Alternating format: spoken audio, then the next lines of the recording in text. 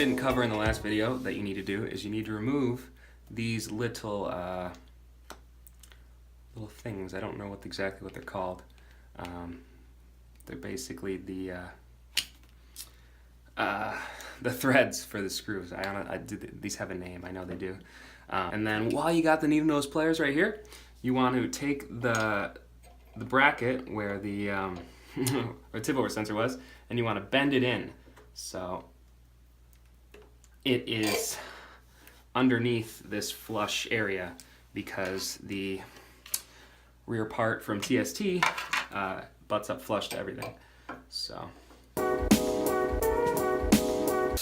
it is still protruding out. One thing you want to watch for when you're doing this, bending this here, is you don't want to fuck with this spring here, or this latch system. This is for the trunk. So, you want your trunk to work, obviously.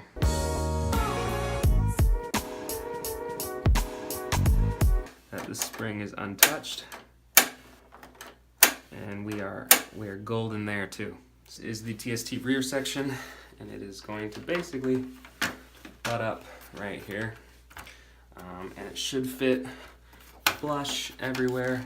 Next up, we're going to tackle the tip over sensor here. So this is part of the kit that comes with TST's build, taillight kit. So we're going to open this here above the bike so we can lose these tiny screws inside the bike.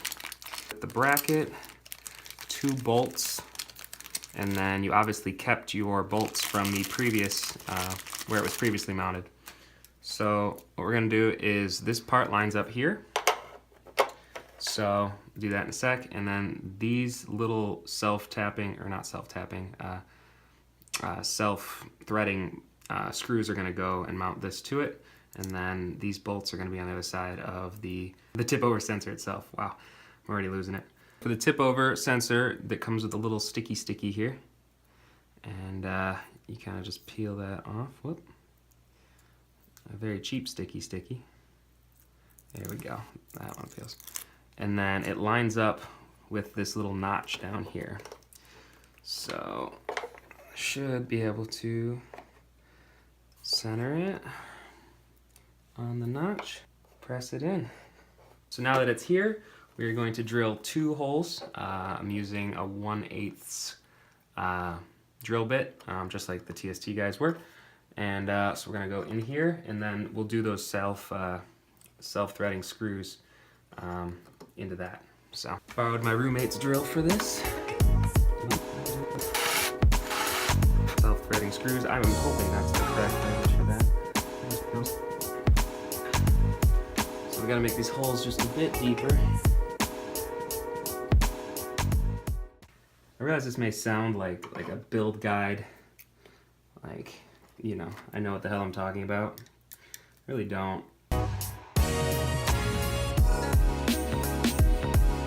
So as you can see, this is kind of another angle of what it looks like.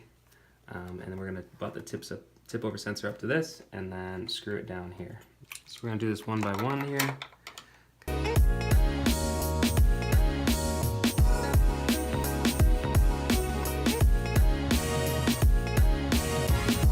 Perfect. So now we just gotta reroute this wire here. Ta-da. She is all set. We can tuck that wire down there. Make sure the seat goes on.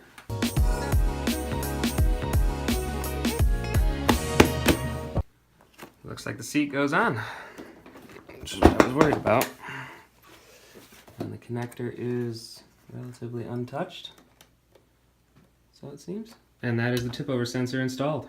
So we moved to the table here to reassemble the LED integrated taillight. We're gonna throw this thing together here. We have the light itself. I got it in smoke because I think it looks sharper than the clear. Anything looks better than this though, let's be real. Comes with connectors and these. So these are actually, forgot about these. So these are resistors.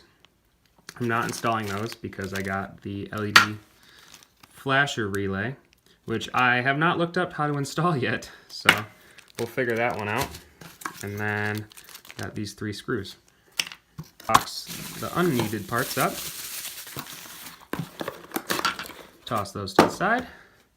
These are the little press-on clips for the screw, the fairing screws. So you want to make sure the, I'm not going to focus on that.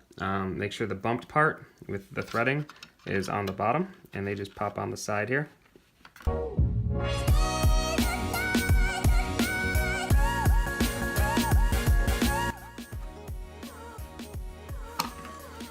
This is not happening. This is not, I'm not a fan of this design.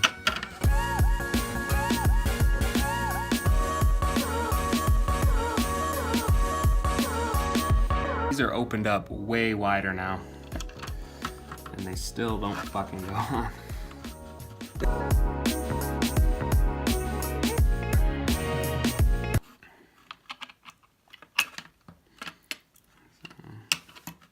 Maybe.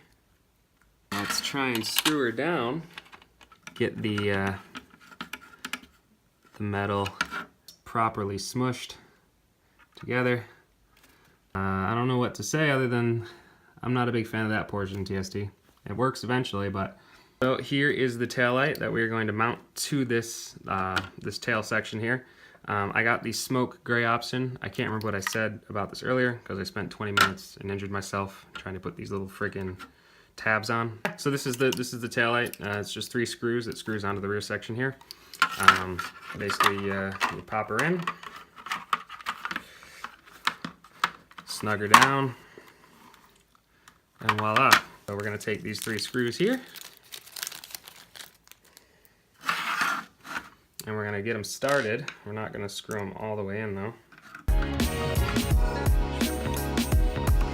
So once those are started in here, I'm gonna check out the rear here, make sure everything kind of forms up, looks right, and then we're gonna press down on this and tighten down the screws so you get a nice seal around everything here. So, and there you have it. Tail section is complete. It seals nice around the edge here. So now we're to the tail end of this, where we have the KevTech subframe, the TST integrated tail light, these subframe braces that I got from, I believe, Zeus Armor, but there's a bunch of places that sell them. They're all the exact same. So basically, we're gonna pound these in. I already put these pegs on here, so what I did, it's an 8mm Allen wrench and then the peg itself. So I put a couple drops of Loctite on the screw, and then I just screwed them on and hand tightened them nice and tight so that I can actually get them off. There's no need to crank them down. And then attach all this, including the license plate thingamajigger. So I had to swing by my buddy Mike's to get the proper tool. These are actually pretty rough inside, so you kind of gotta pound them in, and I figured this would be the right way to do it. Another thing to note, there is a little plastic tab here for the wires that inserts right here into the side of this. You got to take that out, otherwise you'll bust this portion off. So we're gonna put it back in later, but for now I'm just gonna set that to the side. So these sides face downward because there's the hole right here that the fairing mounts to. So put that one in there.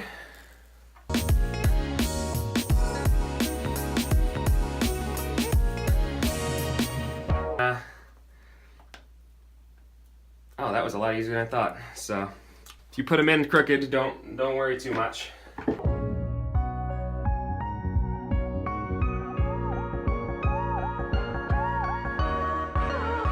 So you want to make sure you pound them in flush with the end of the frame here.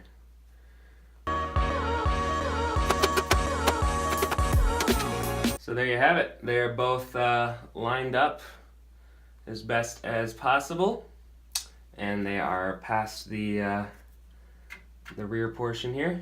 So everything should be ready to mount on now. We're mounting all this together at the same time because I obviously didn't want to take this apart. These bolts should be long enough for everything. The license plate will go back here, but we're gonna do the cage and the taillight first, and then I'll retake out these bolts, put the license plate on, and then we're gonna Loctite everything down. Yep, that's the plan we're going with. So I'm really happy with these subframe braces. They're like 40, 50 bucks, depending on where you get them, maybe even 30. I saw prices all over the place, but they're just simple tubes, and I am very convinced that they're going to provide ample amount of protection from loop bees and dumping the bike and just being a bigger dude on my Grom in general. So I would highly recommend these. I think these are probably overlooked by a lot of people, but once you bend the subframe on the back here, it's a lot harder to replace the whole thing than it is to just sturdy it up at the beginning. Yeah, that's how we're gonna do it. So we're gonna try and do it with these bolts here. So I just got back from Ace, had to get the M8 screws, I believe. Yeah, I think they're M8s. I don't know. You'll see it on the screen right now. But basically they're slightly longer. These are the 40 millimeter ones. So we can get all the way through the license plate mount, the KevTech frame, and the TST tail. So let's snap it all together, shall we? Instead of just deciding to try and hold all these screws up and hold this awkwardly heavy structure along with the tail and everything, I decided to take a little trick I learned and tape the bottom ends. So with just some blue painter's tape, it just kind of holds them in place as we line up all the holes and put it all in. So we got the screw, washer, cage, washer, and then we're gonna put on this top here, like so. Ta-da! You should be able to get this in one go here.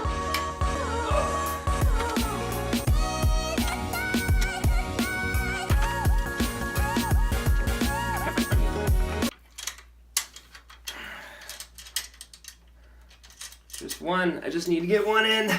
So we're taking a different approach here. We're gonna line this up and I'm gonna tape it in place. And we're still gonna use these blue tape setup that I have here. And I should just be able to lift her into the thing. All I need is one. I just need to get one section. Oh shit. Alright, whew! That was the hard part. More difficult than it should have been. But I'll just get the remainder of these in.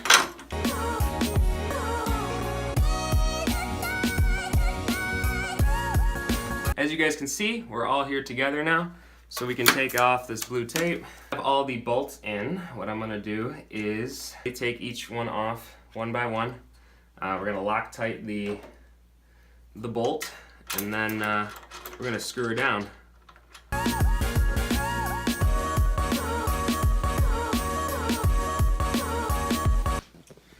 So we got everything lined up here, nice clean lines. Just gonna take all this tape off.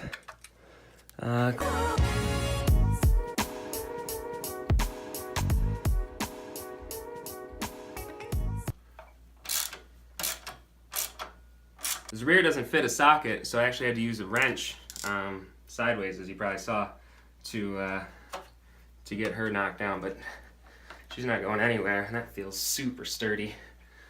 I've given this some thought. I could drill a hole into this tube to make the original little doohickey fit that holds the wires. But there used to be 3 wires here, and now there's only 1. So I think we're just gonna find a nice way to tuck this appropriately. We're gonna plug her in now and make sure the light works. I don't have the flasher relay set up yet, so it's probably gonna blink obnoxiously so. That's a problem for when we take care of the electronics day. Oh, there she is. It's black, so it's hidden in the frame. And then this one goes here. I think there's only one way to do this, so we can't really fuck it up. Snaps right back to the frame. And voila. Now let's turn her on and see if she works.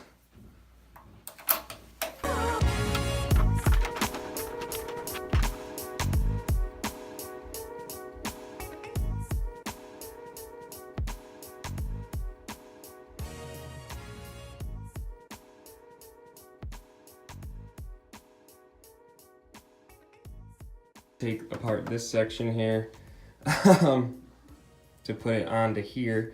because it really butts up against the cab tech frame, which I gotta tighten back down. And then these actually look like they're bending. I mean, I'm assuming they won't crack. No real way to fix that, because this is all flush here, as good as it can be. So, just another note on the TST system. Look, I mean, it seems fine, but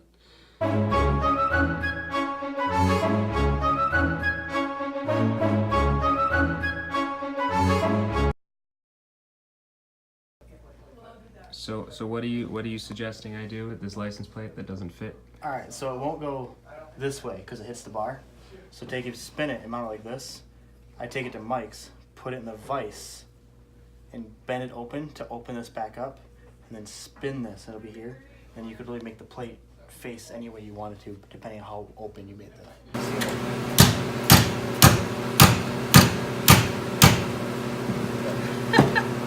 That looks Now, so bad. This is gonna mount up, and the plate. It looks so bad. I mean, we can always take it straight a little bit, but I'll Sharpie it. yeah, there you go. So you have to bend this part.